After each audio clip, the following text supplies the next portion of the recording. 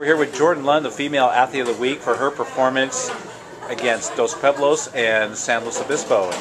Jordan, tell me about the match against Dos Pueblos. I mean, you're down 1-5, and how'd you manage to pull that out?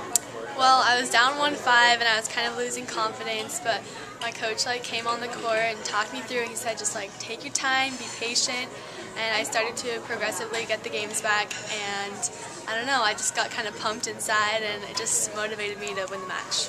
It was pretty exciting. I guess everybody was watching, right? Yeah, I actually didn't know that everybody was watching me and depending on me. I thought it was just a regular match, but I guess it kind of came down to my match. But yeah, it was kind of intimidating.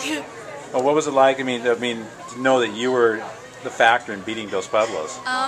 It actually made me feel really good and special inside, that I could be this vital to our team and on that day. Gregson from Bishop Diego football, and Jack, tell me about your performance this week against St. Genevieve. Well, it was really fun. I got to start instead of Brandon because of his ankle, and our line was just really good. Our line killed it, and then Bruce, our fullback, owned it, and it was just really fun. Were you ready to start? I mean, this was your first start as a varsity player, yeah. but... Well, I took all the load at practice since Brandon was nursing the ankle, and I was expecting to start, so I was just preparing myself. It was cool. Now tell me about the 86-yard catch and run on a little swing pass. That was cool. I just caught the ball, and I was just thinking, don't go down, just keep going. And then Paul Garcia, he had a perfect block. He got the guy right in front of me, and after that I was going. Great. Congratulations. Thank you. We've been doing this for the last several years, awarding this Phil Womble Award for high character and ethics in sports. I know a lot of you know about Phil's history in town. You know, he's an author. He's in the Hall of Fame at UCSB. He has one of the wings of something named after him out there at the Hall of Fame. You know, he's a pretty an important guy in this town. And about 10 years ago, he wanted to have this ethics award. You know, when we watch a lot of pro athletics, we can find that there's not a whole lot of ethics involved, even on the college level. But he wanted to put this, get this started and involved in the Santa Barbara area. And so we came up with some criteria. I happen to be lucky enough to be on the committee with Phil. We came up with the criteria, and at the beginning of the year, I'll just go ahead and read through it real quickly.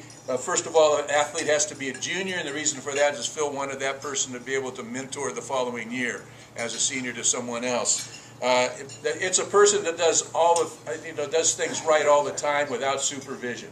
You know, you can put somebody out somewhere by himself alone, and you know definitely that that's going to be taken care of. He'll do it correctly, and he'll do it honestly and do those things. He has to be impeccably honest.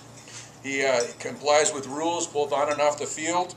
Shows respect for both teammates, the coaches, either opponents or his own coaches, and teachers. Loyal to his team. The athlete puts the team above himself, and doesn't engage in disrespectful acts while engaged in a contest, such as profanity, obscene gestures, etc.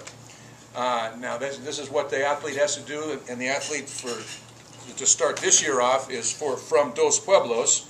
And I'm going to have him come up right now. He's a football player at the time, and I think he's also a track athlete out there. And if Josh, would you come up? Josh Bartley, he's our Womble athlete. This is what some of the people at Dos Pueblos in athletics had to say. He's an exceptional athlete that plays two sports, both football and track and field. Excellent student in the classroom with over a 3.25 average. A quiet leader on the football field and on the track team, motivating others through his actions and great work ethic. He always gives 100% in practice and in games. As far as character, he is selfless and puts his teammates' needs before his own. There is no arrogance or attitude with his teammates or opponents. Josh is quick to help or congratulate an opponent on a good race or a great hit, and is well liked by his teammates. His character is also displayed in his doing anything it takes to help the team get better and succeed. Josh is an excellent example of what we wanted for our Charger athletes. Mom and Dad, And Godmother, you guys should be very, very proud. It's a very prestigious award when you win something that has to do with high ethics. What we want out of Dos Pueblos athletes, he is one of the guys that's going to lead by example, and that's really key, something that's important to me. As a coaching staff, we're glad that our homecoming's over. We've had a lot of practices interrupted with, hey coach, can I ask so-and-so to this? I've had cars driving onto the track with signs in the windows and people jumping out of bushes and stuff. But it's been fun. One of our captains was Coke Queen, so that was kind of fun. But we're glad that that's over and behind us, and we're ready to run for Thursday. Friday we played a very forgettable game against, I forgot. So anyway, we're moving forward this week. We have a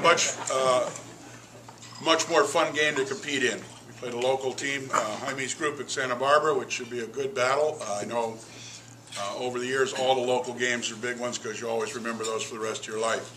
So we're looking forward to regrouping and coming out with our best effort of the year. Don alum, and I also recruit San Marcos High School, and I played in that game over 30 years ago, and I can still remember certain plays out of that game. It meant a lot to me, plus I grew up around that rivalry. And you know what, guys, it's a special night, and you can look forward to it, and you've got two great coaches that are going to prepare you all week, and it's a very big-time week, and I'll be pulling for my Dons on Friday night, but after that, I just appreciate a game like that, and I hope you guys do too. So good luck to both of you. This week, we have San Marcos, big week for us. Everybody's 0-0 right now, Channel League. It's up for grabs, and when you go out there and play in Channel League, I mean, there's a lot of great teams, and going against somebody like San Marcos and a great coach that they have, it's going to be a tough week. I have to make a major announcement. I have found some circumstantial evidence that global warming is real. Early morning meets in LA. For 3 consecutive Saturdays, we have a 5 a.m. bus departure from Westmont heading to LA. This past week, the bus arrived half-hour late, so our women were jogging on the bus, getting ready to go. Well, actually, were jogging back to the bathroom, getting ready to go, and got off and ended up running quite well against some ranked competition. Our women are currently ranked 25th. Hopefully, they'll move up by having run well against finishing third in the meet behind the number 2 ranked and number 6 ranked team from Azusa and Point Loma. Our number 1 runner is Krista Trudell, a senior, who came in as a very modest runner as a freshman. And she's maintained also a modest personality. She's kind of like a sweet debutante. She looks at the rankings of what people have run, and she believes in the social order. So anybody who's run faster than her, she thinks that she should stay behind them. So I've spent 3 years trying to convince her that she should pass them once in a while.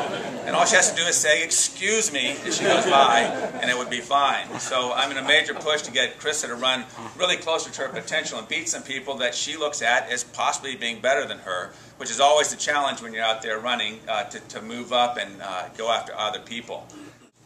I'd like to start with a thank you to the whole community, and especially the Cartbury and Bishop families who attended John Ward's memorial service yesterday afternoon.